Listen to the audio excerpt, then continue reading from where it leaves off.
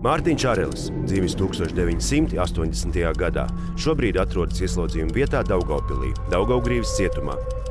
Otrā sodāmība, bet cietumā atrodas pirmo reizi. Notiesāts uz mūžu. Cik reizes jūs kopumā esat sēdējis cietumā? Tā ir pirmā reize. Tā ir pirmā reize.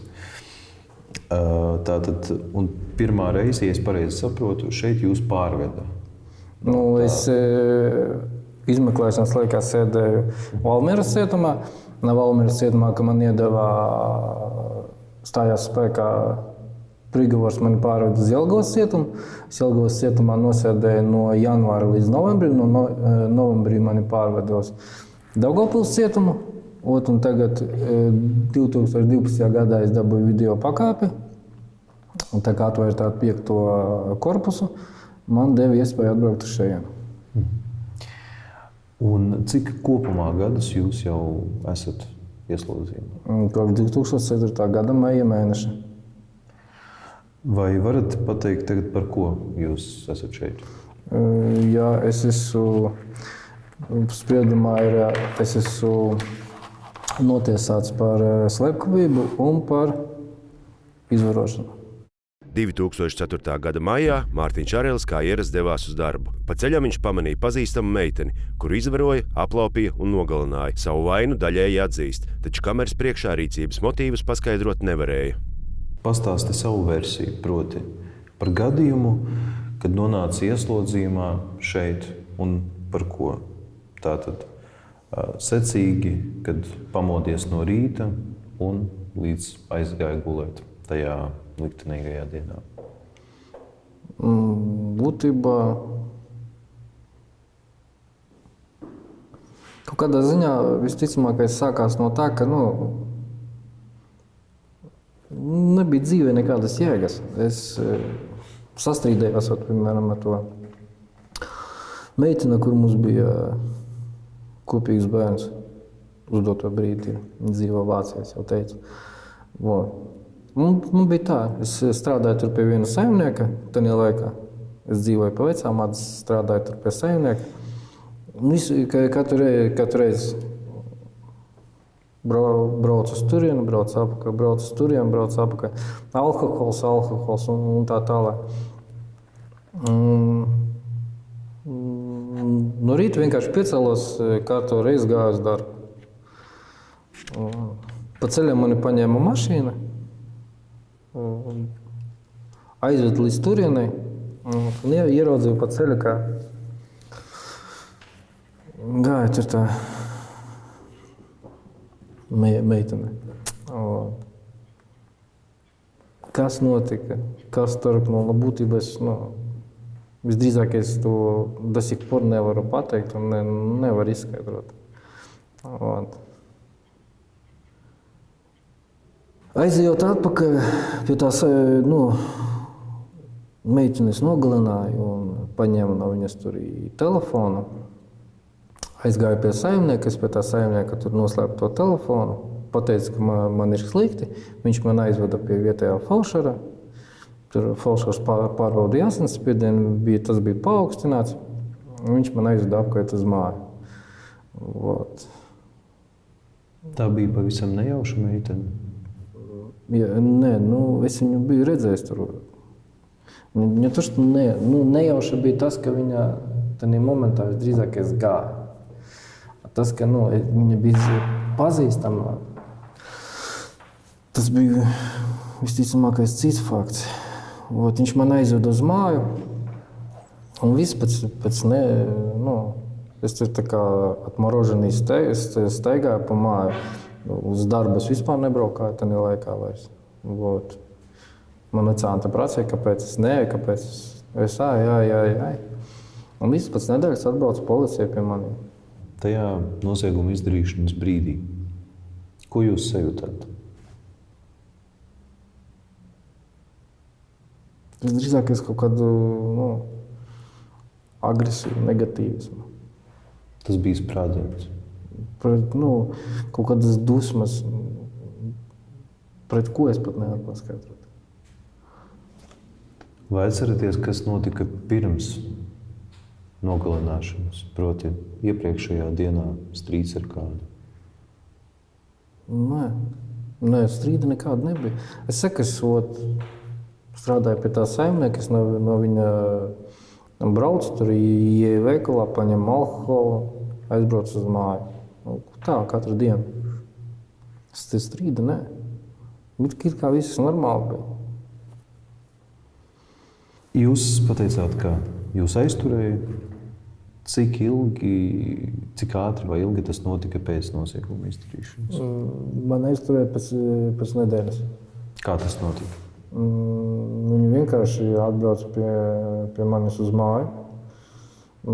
Man izveda ārā, nekā nepaskaidrojot neko. Aizveda uz nozieguma vietu. Tur viņi sāka draudēt, kinologu un tā tālāk. Un, protams, es, zinot to, ko es arī izdarīju, noziegumu atzinos. Un viņi man uzreiz pārveda uz Madonas KPZ. Tur es neceros, cik es ilgi nosēdēju. Mani pārveda uz Valmieras izmeklēšanas cietumu. Vai jūs pretojāties aizturēšanas brīdī? Nē. Tas ir... Tāpēc, ka būtībā es jau zināju, kāpēc viņi atbrauc. Jūs gaidījāt? Не то, что varbūt kā gaidīju, es vienkārši zināju, ka es redzēju, ka viņi brauc. Aizmigt jau varēja. Pašā laikā arī smislis vai jēga no tā mukti. No tā izriet viens papildus jautājums. Tajā laikā, tajā nedēļā, pirms aizturēšanas, kādas jums bija sajūtas, emocijas? Vai jūs uztraucāties? Es domāju un uzskatu, ka varbūt banāli būtu skanējis, bet es tādā laikā visticamākais atliķievšies vispār bija, es nesaprotu, kas notiek.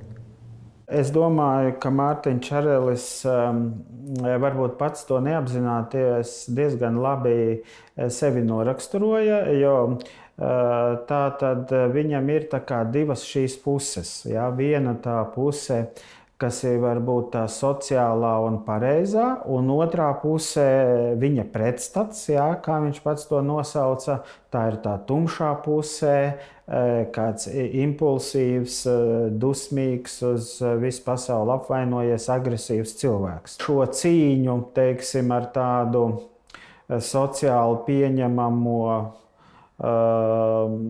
sociāli akceptēto personības daļu, un to tumšo pretstatu, ja, to negatīvistiski noskaņoto pretstatu daļu.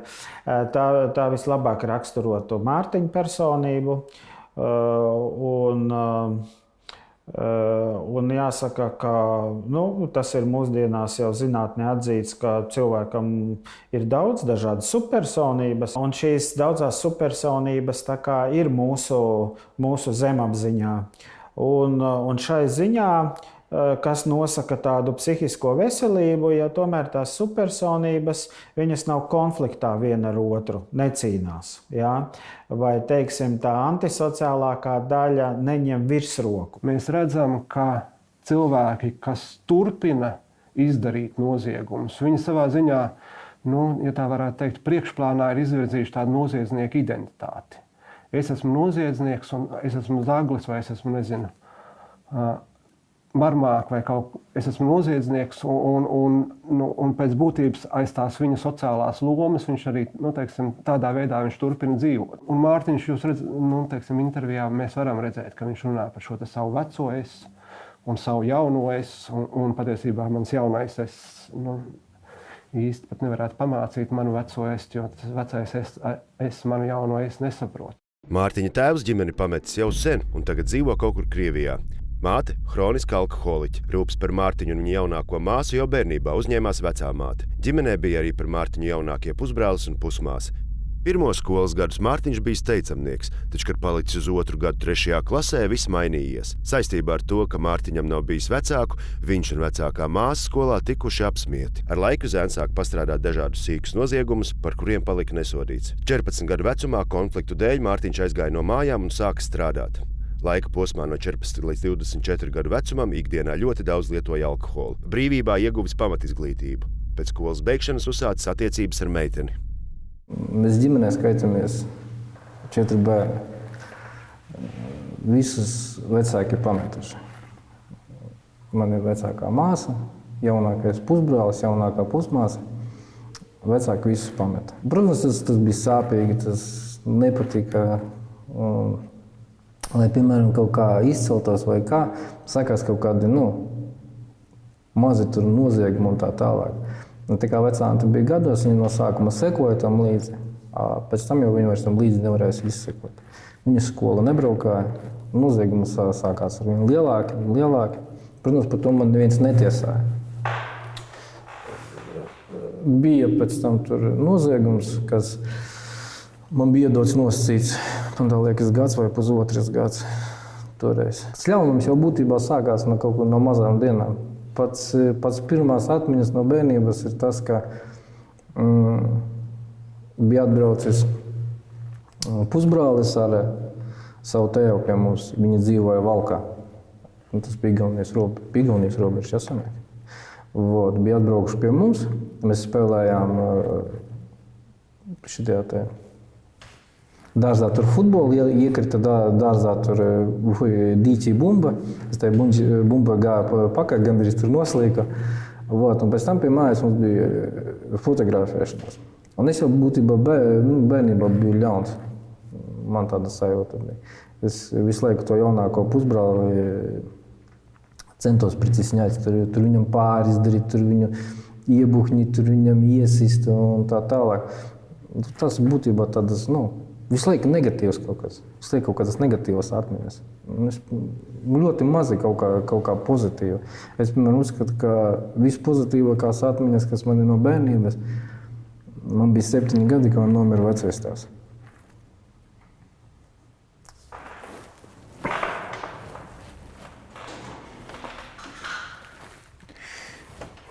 Vai jums bija mājdzīvnieki? Jā.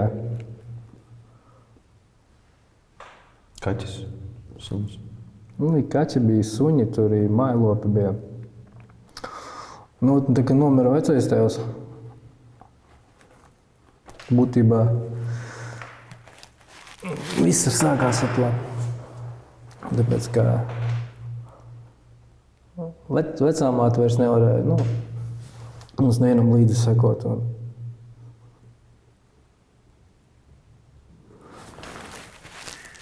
Tad pie mums atnāca dzīvot onkulis, kurš ļoti daudz tajā laikā dzēra. Un vienkārši tur redzot visu laiku pastāvīgi to dzīvesveidu, tajā laikā vēl bija šitie te kolhozi. Un es braukāju viņam visu laiku līdzi, tur viņš ņēma, tur vajadzēja sienu vākt, to darīt. Un vienkārši redzot visu laiku to dzīvesveidu, tu saproti, ka tas ir pareizi. Viņi tur iedzer, viņi tur uzpīpē. Un 14 gadu laikā man ar onkuli sanāca konflikts.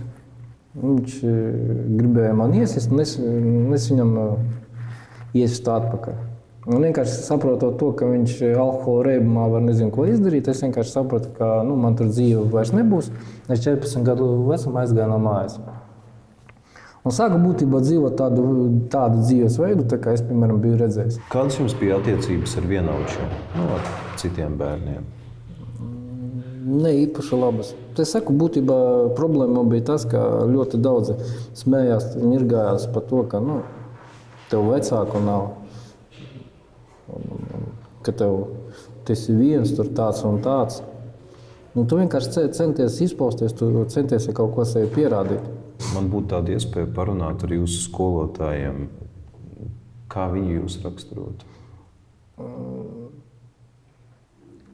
Ja mēs, piemēram, atgriežamies kaut kur atpakaļ, varbūt pārlieksim pie nozieguma, tas, kas ir, piemēram, ņemtas intervijas no manas bijušās dzīves vietas, no kaut kādiem cilvēkiem, kas mani pazina.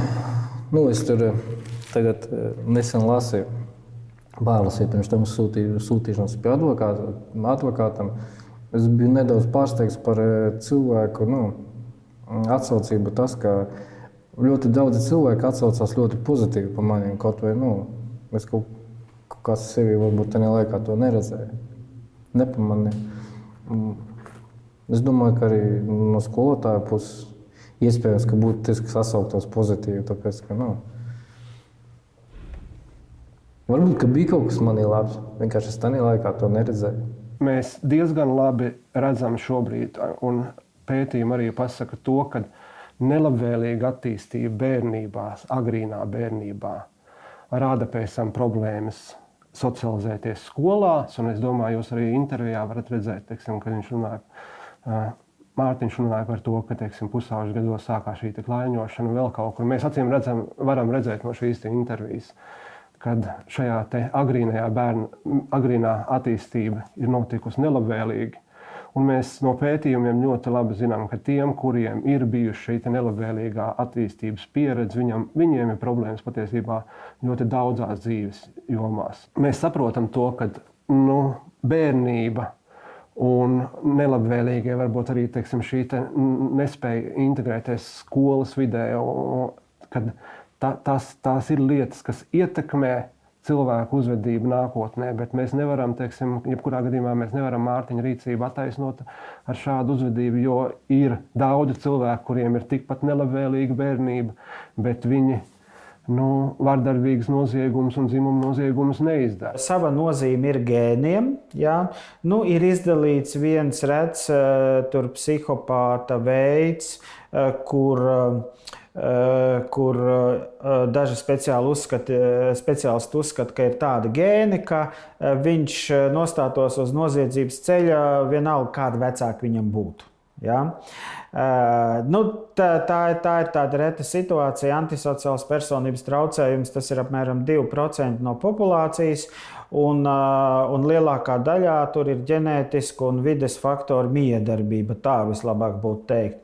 Piemēram, viena no gēnu ietekmēm jau ir vīriešu Y chromosoma, ja? Jo vīrieši vardarbīgus noziegumus veids daudzas reizes biežāk nekā sievietes, ja? Tāpat tās arī dzimuma noziegumus veids vairākas reizes biežāk nekā sievietes, ja? Ka, tādā ziņā, piemēram, ja ir traumatiska ģimene meitenei un traumatiska ģimene puikām, tad drīzāk, ka meitene jutīsies vairāk kā upuris ar kaut kādām depresīvām, trauksmes, ēšanas problēmām, bet vīriešiem būs lielāka tendence uz kaut kādu vardarbību, ja, un arī krimināliem nodarījumiem. Alkohols es uzskatu, starplaiks no 14 līdz 24 gadiem bija ļoti daudz. Man tādi paši draugi, tajā laikā es viņus uzskatīju par draugiem. Tādi paši arī draugi bija, kas visu laiku dzerstījās. Nauda bija, mēs visu laiku braucām, dzērām. Naudas nebija, mēs gājām, strādājām, nopelnījām, atkal dzērām. Tāds dzīvesveids man bija. Alkohola lietošana ir vēl viens etioloģiskais faktors. Ja? No vienas puses varētu teikt, ka alkohola lietošanas tendences nosaka gan ģenētiskie faktori, ja?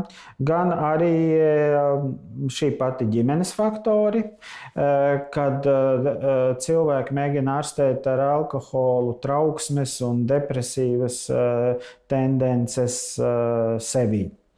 Un alkohola lietošana sākas pieaugušā vecumā, kad jau šīs negatīvo emociju, negatīva emocionālās tendences jau ir pieaugušas spēkā.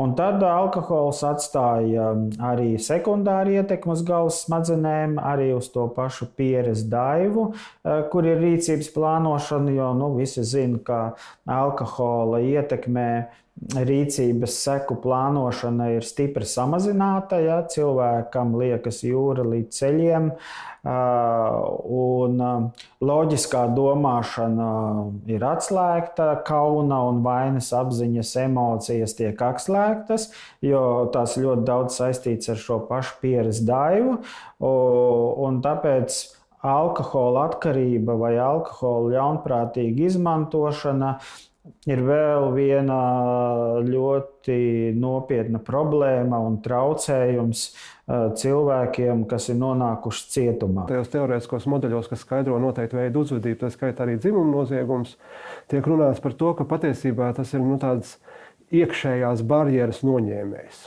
Alkohols, teiksim, ja varētu tā vienkāršākā valodā arī alkohols palīdz apklusināt iekšējo balsi, kura saka, nedari tā. Tur, protams, attiecībā uz dzimumu noziedzniekiem vēl runā arī, teiksim, par citiem šiem te barjeras noņēmējiem. Piemēram, viens no barjeras noņēmējiem ir pornogrāfija. Regulāri un ilgi skatoties porno saitus un meklējot, teiksim, kaut kādus tur seksu starp māti un bērnu vai seksu ar skolniecēm vai kaut ko tam līdzīgi. Teiksim, kaut kādā mirklī tas cilvēks nonāk pie tā slēdziena, kad te filmā izstāsta, ka tas viss ir normāli, ka tas ir normāls seks.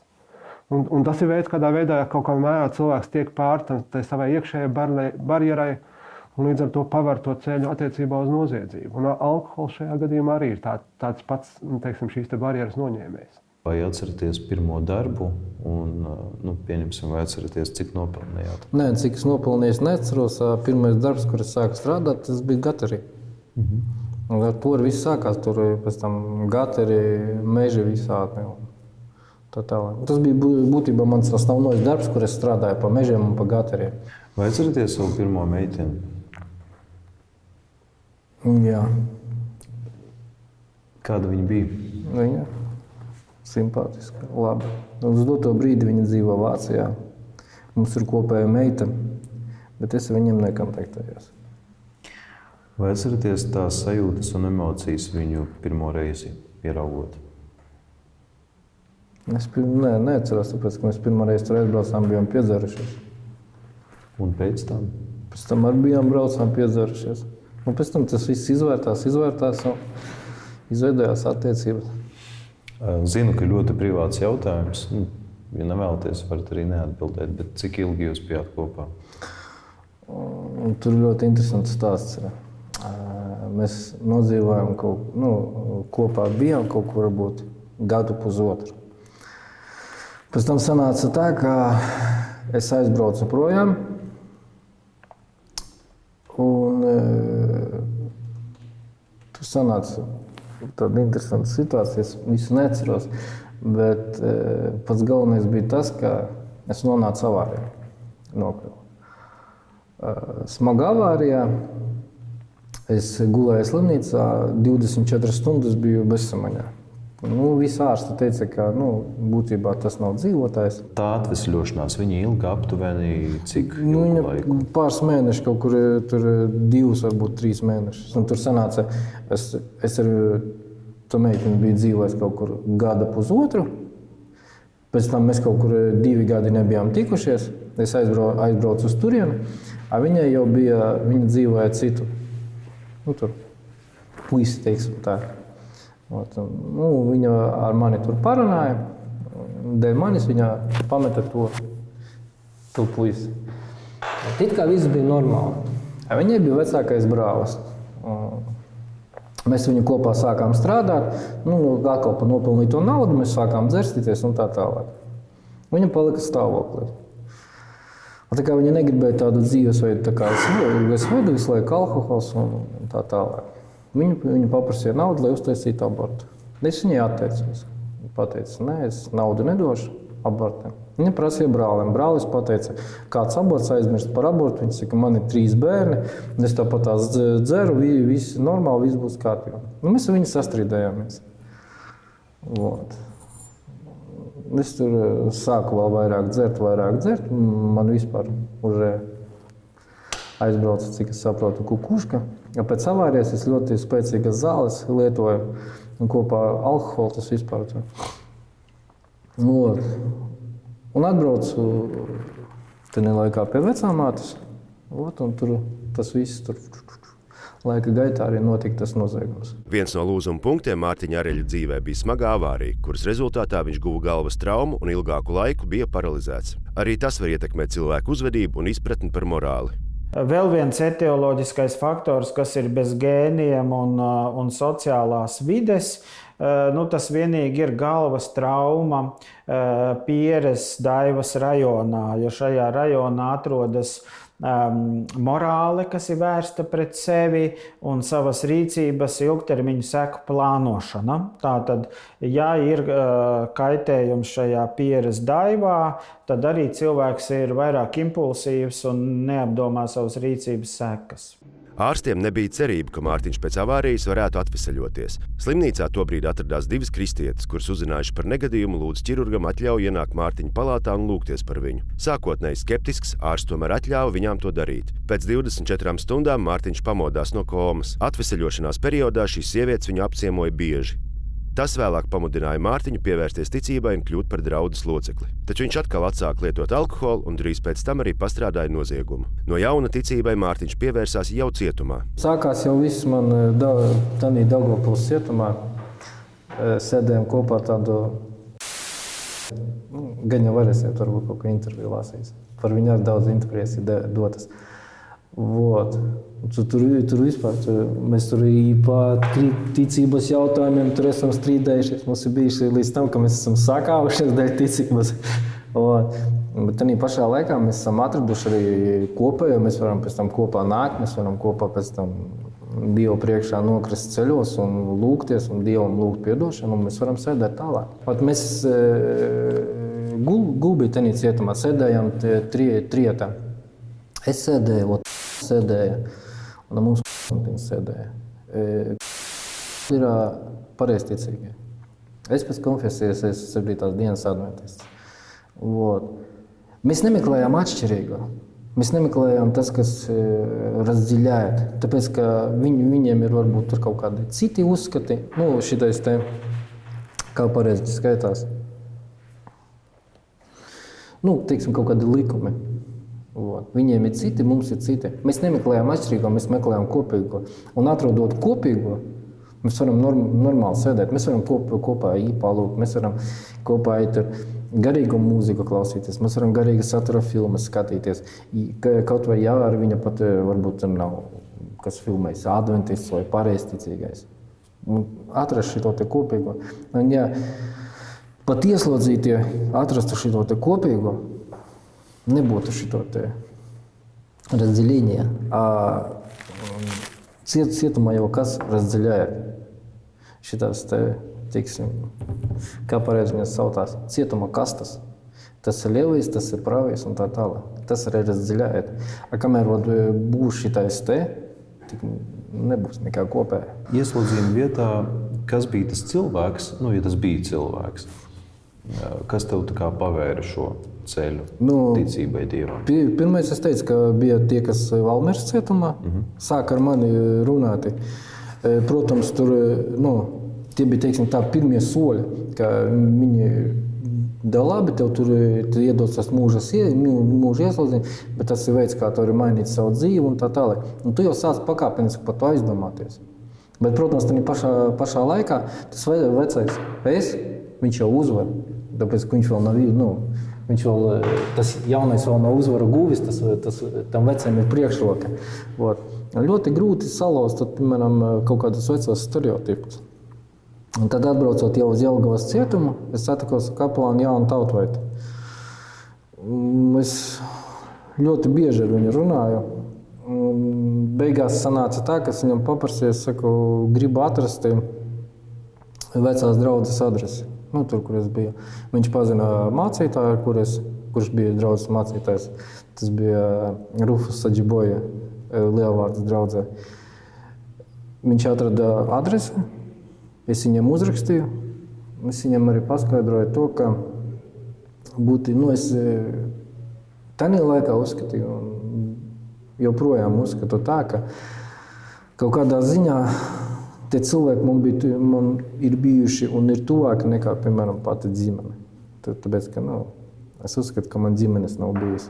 Uzrakstīju tur uz draudzi, viņiem izskaidroju to situāciju, ka es uzskatu, ka es esmu jūs pievīlis, ka jūs bijāt tie, kas man kaut kādā ziņā, teiksim, tā deva pajumti, kaut kādu jaunu ieskatījumu dzīvē, bet es uzskatu, ka tas cilvēks pievīli. Mani pārsteidza kapa mācītāja atbildi. Viņa teica, viss ir normāli, mēs esam par to dzirdējuši, mēs tevi nenosodām, mēs tevi pieņemam. Un iespēja robežās arī tev rakstīsim un tā tālāk. Šodien bija tāda interesanta situācija. Mēs skatāmies, daži mūži ieslodzīti, pārējiem ir, kuriem māsas raks ir. Nu, ir kuriem tur pat 10 gadiem, ir kurus tagad viens augustā ies projām, viens tur oktobrī ies projām. Un tu tur bieži runājot ar viņiem, viņi saka, ja te tādu izlaistu, teiktu, Mārtiņ, ej uz brīvību. Es saku, būtībā es nekā līdzi nepaņemtu. Es paņemtu 2 lietas līdzi. Es paņemtu Bībeli līdzi un paņemtu blociņu, tur, kur man uzrakstīt, piemēram, kaut kādu telefonu numuru. Es izietu brīvībā, 90% dodies pazvanītu kapelānu, un kapelāns ļubos atbrauktu man pakaļ. Pats pirmais, ko es izejot brīvībā, gan jau izdarītu, censtos visticamākais davest līdz kristiešiem to, ka tiešām ieslodzījumā ir cilvēki, kas viņos нуждаются, ka iemācīties nesudžīt varbūt tur pēc viena netiesāt, tāpēc, ka katrs cilvēks ir individuāls. Daudzi ieslodzītie, un tā skaitā Mārtiņš, pievēršās ticībai un reliģijai, jo patiešām cilvēki meklē dzīves jēgu. Ja? Un īpaši, ja cilvēki ieliek mūža ieslodzījumā, protams, arī tad, ja ieliek uz kādu laiku, bet šis laiks arī ir pietiekoši ilgs, tad noteikti cietumā jāsastopas ar dzīves jēgas jautājumiem. Šo dzīves bezjēdzību ieslodzītie gan piemin, tā skaitā arī Mārtiņš pirms nonākšanas cietumā. Bet savu dzīves jēgu pirms tam krimināla pārkāpēji atrod tiešām tādā stresa situācijās un adrenalīna meklēšanā. Vai arī, piemēram, dzīves jēgas jautājums palīdz kaut kā atrisināt alkohols un narkotikas. Ja? Jo tomēr veidojas kaut kāda veida iluzora pasaulē, un tas ir pavisam cits stāvoklis nekā esot skaidrā. Tātad, nonākot cietumā, pieeja tādiem pasākumiem ir, ja arī vispār neiespējama, tad ierobežota. Un, cilvēkam dzīves jēgu bieži vien dod kaut kādas fantāzijas par nākotni. Tur nezinu, kādreiz es būšu bagāts un slavens, piemēram. Ja? Nonākot cietumā, ir skaidrs, ka tas nepiepildīsies. Ja? Un, līdz ar to tas ir ārkārtīgi smags stāvoklis, varētu teikt. Tāpēc, protams, ieslodzītie pievēršas reliģijai. Ļoti bieži saistībā ar tie cilvēki, kas ir izmainījušies, kas ir varētu teikt, veidošo savu jauno identitāti, viņiem ļoti svarīgs elements kļūst ja varētu teikt, savā veidā, dažādās veidos, ja varētu teikt, šī grēku izpirkšana vai kalpošana.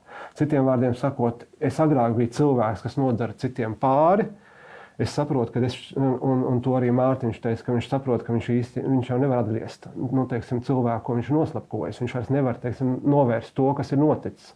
Un priekš daļa no šiem cilvēkiem, kas ir mainījušies, priekš viņiem ļoti svarīgi kļūst tas, ka viņi kaut kādā savādākā veidā var kalpot sabiedrībai un teikt, ka vecais es biju tas, kurš dara cilvēkiem pāri, mans jaunais es tagad ir tas, kurš mēģina palīdzēt citiem cilvēkiem. Un to mēs redzam arī no šiem bijušiem ieslodzītiem, ka daļa no viņiem ļoti svarīgs, piemēram, daļa no viņiem kļūst par sociāliem darbiniekiem un iet, piemēram, arī, Latvijā arī ir zināms, gadījumi, kad cilvēks, kurš ir bijis rūdīts recidīvis, tagad ir sociālais darbinieks. Kā jums pašam šķiet, vai tas sods ir pelnīts vai nav?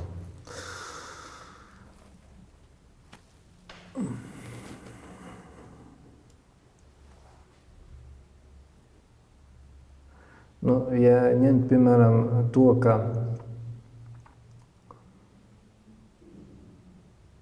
ir atņemta jauna cilvēka dzīvība, neskatoties varbūt pat ne uz ko citu. Kaut kādā ziņā iespējams, ka jā. Es varu teikt, ka nē, bet tādā pašā laikā kaut kur dziļi tur ir pretstats uzskatīt, ka jā. Tāpēc, ka, ja ņemti pēc kaut kāda, piemēram, bībeliskā principa, Bībelē uzrakstīts tur nenogalināt. Tu, piemēram, esi nogalinājis un atņēmis cilvēkam dzīvību. Vai spravedlība vai nespravedlība, es, piemēram, uzskatu, jā, varbūt ir taisnīgi, bet arī pašā laikā tur atkal lēmumu jau nepieņemam mēs. Lēmumu pieņem kaut ko tiesa, prokurors, tur advokāts un tā tālāk. Ja viņi, piemēram, uzskatīja, ka varbūt man jāatrodās šeit, varbūt ka tā arī ir. Tiesā es būtībā atzinu izzādzību, nogalināšanu. Būtībā izvarošanu es neatzinu. Es drīzāk es viņu nevaru atzīt, tāpēc, ka būtībā nav neviena pierādījuma tam. Man bija tajā laikā sakarā to, ka es lietoju zāles un lietoju alkoholu. Man bija veselības problēmas, tāpēc, ka es to nevarēju izdarīt. Mārtiņa atbildē par to, vai viņa sots ir pelnīts, protams, ka viņa ir tāda pretrunīga. Ja? No vienas puses viņš saka, ka sots ir pelnīts, tai pašā laikā skaidrs, ka tas ir ļoti maz ieslodzītie, kas līdz sirds dziļumiem uzskata, ka sots ir pelnīts, jo tai pašā laikā viņš saka, ko viņš darīt brīvībā. Viņš neatbild uz jautājumu tā, sots man ir pilnīgi pelnīts, par tādu nodarījumu es neesmu pelnījis brīvību, tāpēc, ja man to piedāvāt, es nekādā gadījumā šādu priekšlikumu nepieņemtu. Viņš saka tā, tiesā es atzinu izzādzību, nogalināšanu, izvarošanu es neatzinu. Ja? Tie ir tādi interesanti vārdi. Viņš nesaka, es to neizdarīju. Es to neatzinu. Jā. Faktiski sanāk, viņš saka taisnību. Jā. Jo, ja viņš to ir izdarījis un teiktu, es to neizdarīju, tad viņš melotu. Bet viņš saka pilnīgi pareizi, es to neatzinu. Jā. Tā parasti nerunā cilvēki, kurus apsūdz nepatiesā nozieguma izdarīšanā. Jā. Mārtiņš saka, visdrīzākais es to nevaru atzīt, tāpēc, ka būtībā nav neviena pierādījuma tam. Atkal viņš runā tā kā advokāts, nekā tas, kurš pats ir bijis iesaistīts. Ja? Tātad es neatzīstu tāpēc, ka nav pierādījuma. Nevis tāpēc, ka tā varbūt ir šī rūgtā patiesība.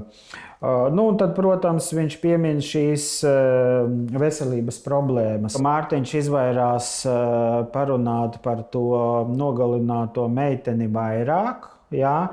Piemēram, tad viņš min, ka viņš viņu pazina, bet viņš viņu nemin, piemēram, vai viņa bija simpātiska, viņam simpatizēja, jā, vai viņam bija seksuāli kaut kādas iekāri vai fantāzijas uz viņu. Tātad, jā, Mārtiņš atkal apzināti vai neapzināti izvairās iedziļināties, kādi tad bija dusmu iemesli, kam sekoja nogalināšana. Ja? Jo mēs jau saprotam, ka ne jau tāpēc, ka viņš iekāroja mobilo telefonu, kuru viņš tur pēc tam noslēpa pie saimnieka. Acīm redzot, starp viņu un to meiteni ir noticis kaut kāds dialogs, ja, kur varbūt iepriekš sadusmotais Mārtiņš, varbūt uz tā pamatā, ka ir šis fiziskās abstinences sindroms no alkohola, bet tā meitene ar kaut ko viņu aizkaitināja. Ja, bet viņš nemin, vai tur bija kāds seksuālais piedāvājums. Ja, kā var braucot garām, teiksim, atgriezties, nevis aiziet uz darbu, bet atgriezties pie tās meitenes. Intonācijā, tomēr aprakstot šo situāciju ar meiteni, iztrūkst šis emocionālais pārdzīvojums, kaut kāds ir tāds drīzāk tāds nolīdzināts runas tembrs, jā, piemēram, kas ir pavisam savādāk, kā mēs redzējām, kad Mārtiņš runā par savu vectēva nāvi. Mums ir patiesībā dziļāk jāpaskatās uz to pašu noliegumu faktu. Ko īsti noliegums nozīmē cilvēkam? Un, ja jāsaka, par kuriem cilvēkiem vajadzētu satraukties, likumpārkāpējiem vajadzētu satraukties visvairāk, un kurus es teiktu, kur ir visbezcerīgākie klienti. Visbezcerīgākie klienti ir tie, kuri pilnībā atzīst noziegumu, kuri saka, jā, es to izdarīju, man tas patika, un es to darīšu arī tā turpmāk. Ja mēs skatāmies uz to noliegumu, tad jautājums ir, vai viņš noliedz sev, vai viņš noliedz mums, apkārtējiem sabiedrībai. Ļoti bieži, un attiecībā uz dzimumu noziegumiem, jo īpaši aiz šī nolieguma slēpjas kauns. Un kauns dažkārt var būt arī ļoti liels resurss pārmaiņām. Man ir tik liels kauns, teiksim, un tāpēc es neatzīstu. Bet es gribu mainīties, es gribu nonākt tādā situācijā, ka es vairs neizdaru tādas lietas, par ko man būtu tik ļoti jākaunās. Uz noliegumu mēs patiesībā, šajā gadījumā mēs īsti nezinām, vai tas šajā gadījumā būs traucēklis, vai varbūt tiešām aiz tā Mārtiņa noziegums lēpjās tik liels kauns, ka tas ir bijis par, teiksim, tādu pamatu viņam mēģināt meklēt izēju un mēģināt kaut kā tikt galā ar šo situāciju. Vai jūs uzskatāt, ka esat labojies?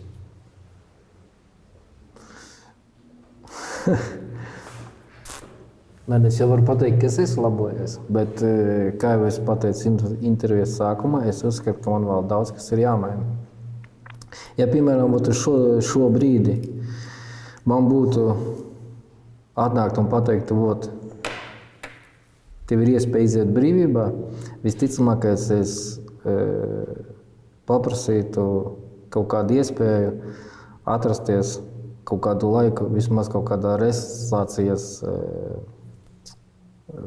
centrā, jā. Tāpēc, ka šeit ir viens sabiedrības loks, tur ir cits sabiedrības loks. Un, lai pilnvērtīgi iekļauties tajā sabiedrības lokā, tu nevari prosti iziet no šejienes, atrodoties tik daudz gadus ieslodzījumā, prosti tevi izmet ārā un viss. Vajadzīgs ir kaut kāds laiks, lai tu vari pilnvērtīgi iekļauties tajā sabiedrībā. Jā, un pielāgoties. Jā. Kādi ir tie ikdienas pasākumi, teiksim, tā resocializācijas pasākumi šeit ieslodzījumā, kuros jūs iesaistāties? Varbūt kaut kāda semināra notiek vai tam līdzīgas. Tas tā no galvas jums nepateikšu. Es jums varu pateikt tādā veidā. Tūlītos es jums parādīšu. Tāpēc, ka man tā jums būs grūti pateikt atbildēt uz jums uzdoto jautājumu. Pārsvarā visvairāk darbs notiek ar psihologu. Pēdējā laikā noticis ar probācijas dienestu. Šiem te probācijas dienestus braucot, piemēram, ar šitādu programmu viņi braukāja pie mums. Mediācija tātad. Pēc tam ar psihologu, piemēram, mēs gājām šitādu programmu.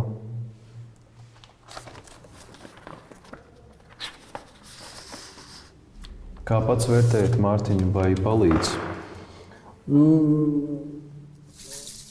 Kaut kādā ziņā palīdz, tāpēc, ka jebkura piedāvātā programma sniedz kaut kādu jaunu informāciju. Un viss ir atkarīgs visdrīzākais no manis paša. Vai es vēlos, piemēram, savā dzīvē kaut ko mainīt? Savā ikdienā, savos vārdos, savos darbā, savās darbībās un savā attieksmē. Ja es vēlos, tad man programma palīdzēs. Ja mēs tā kaut kā loģiski domājam, ja jūs iedomājaties, ka ir cilvēks, kuram ir darbs, kuram ir dzīves vieta, kurš strādā, kurš ir mēģinājis un izveidojis attiecības, un jautājums par to, teiksim, tev ir viss šīs lietas, tad patiesībā izdarot noziegumu, tu ļoti daudz ko vari pazaudēt. Vai ne? Bet, ja mēs domājam, teiksim, ja no tās sabiedrības puses ir atraidījums, ja tev ir jādzīvo uz ielas, tev patiesībā nav kur dzīvot, neviens tevi kā darbinieku negrib redzēt savā uzņēmumā, tad patiesībā, tā teikt, tu esi dzīvo uz ielas viens pats, un tad es domāju, ka daļa no šiem cilvēkiem ar ļoti gariem termiņiem, dažkārt viņiem viņi var nonākt pie šī secinājuma, ka patiesībā cietumā man ir labāki apstākļi nekā sabiedrībā. Mārtiņš ir iegūst pavāra šo izglītību, viņš aizies tagad meklējot darbu, aizies pieteiksies par pavāru. Viņam uzdos jautājums, kur tu biji pēdējos 25 gadus. Un tad būs jautājums, ja viņš teiks, mani par slepkavību un izvarošanu iesēdināja, piesprieda mūža ieslodzījumu, līdz 25 gadus nosēdēja cietumā. Jautājums ir par darba devējiem, vai viņi gribēs šo Mārtiņu redzēt savā restorānā vai, nezinu, savā kafejnīcā. Un jautājums vienu reizi varbūt ir, varbūt kaut kā Mārtiņš tiks ar to situāciju galā, bet ja tā jau ir 7., 8. reize, kad viņš saņem šādu atbildi, es domāju, te ir ļoti grūti. Patiesībā tas būs ļoti sarežģīti. Mārtiņš saka tā, izejot no ieslodzījuma, 90% pazvanīt savam kapelānam. Ja? Tas ir tāds viņa aprēķins. Ja? Ar 10% gadījumu, ko tur darīt, ja? Tā 10% paliek tomēr, ka es aizeju pie vecajiem draugiem, ja? un atkal meklēju kontaktu ar viņu. Piedāvājam, tas 90/10 ir tikai tāds skaitlis, kas izdomāts cietumā. Jāsaprot, kad cilvēks iziet brīvībā, viņš sastopās ar pavisam citiem kairinājumiem. Viena lieta ir kairinājums cietums, ja, un es tur esmu ierobežots. Cita lieta, es izēju reālajā dzīvē. Viņš sastopās ar citiem kairinātiem, aktivējas tas otrais personības tips. Tā tumšā antisociālā personība, jo šajā ziņā smadzeņu celiņi šajā virzienā ir labāk ieslidināti nekā strādāt tur kaut kādā darbā pa nelielu aldziņu, kur priekšnieks tev nesaka neko labu, bet pārsvarā kritizē. Kaut kādā mērā piedot pašam sev kaut kādas lietas vai lūgt piedošanu. Un, teiksim, šie visi elementi ir daļa no šī identitātes transformācijas procesa. Es domāju, pats lūgšanas fakts jau ir svarīgs elements. Bet dažkārt es saprotu, ka, teiksim, un es domāju, ka Mārtiņš arī apzinās to, ka viņš atbildi nesaņems. Es saprotu un apzinos to, ka mani vārdi varbūt nespēs savot. Es nezinu, kas to redzēs. Varbūt redzēs arī tie cilvēki, kuriem es esmu pāri nodarījis, kurus esmu sāpinājis un tā tālāk, bet es saprotu to, ka mani vārdi varbūt nespēs mierināt to cilvēku sāpes, ko es esmu izdarījis. Es vienīgi varu lūgt viņiem piedošanu un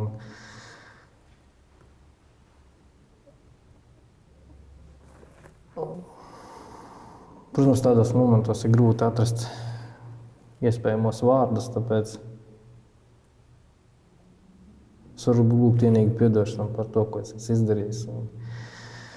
Jebkuru cilvēku, kur es sāpinājis savos gados, kamēr es esmu atradies brīvībā.